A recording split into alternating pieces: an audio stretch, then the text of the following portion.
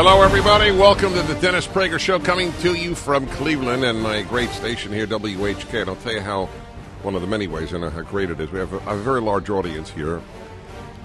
Immediately got off the plane, and the man standing at the gateway, love your show, and got a number of those. It's a good way of telling, but I know from the number of calls. Tonight, my event with Adam Carolla. I'll be watching the vice presidential debate after the event, obviously.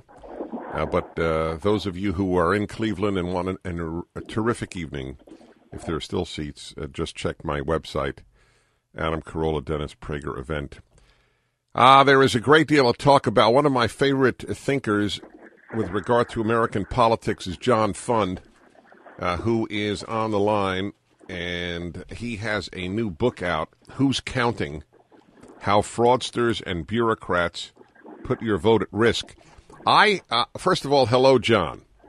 Pleasure, Dennis. Thank you. Thank you. I watched you. You didn't know this. There's no way that you could have, needless to say. I was watching you. I think it was Book TV. You gave a speech, I think, at the Heritage Foundation. Is that correct? Yes. Yeah.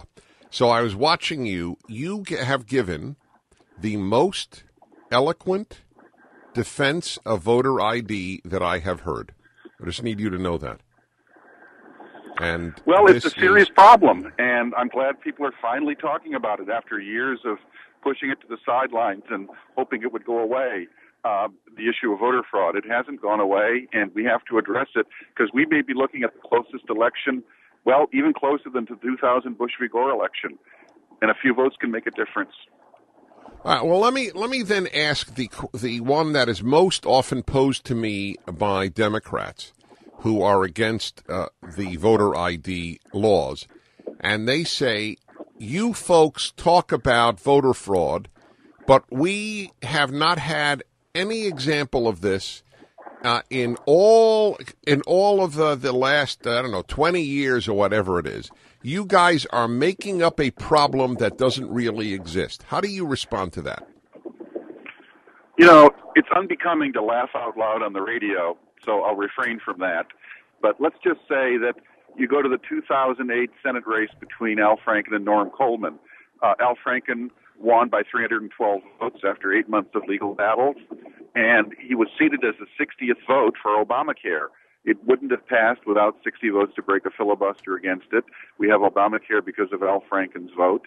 We now know, through the work of Minnesota Majority Watchdog Group, there's irrefutable proof that 1,200 felons voted illegally in that election.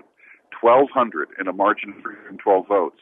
Now, we can't be sure how they voted, but when Fox News went out and interviewed a bunch of them, 9 out of 10 said Al Franken.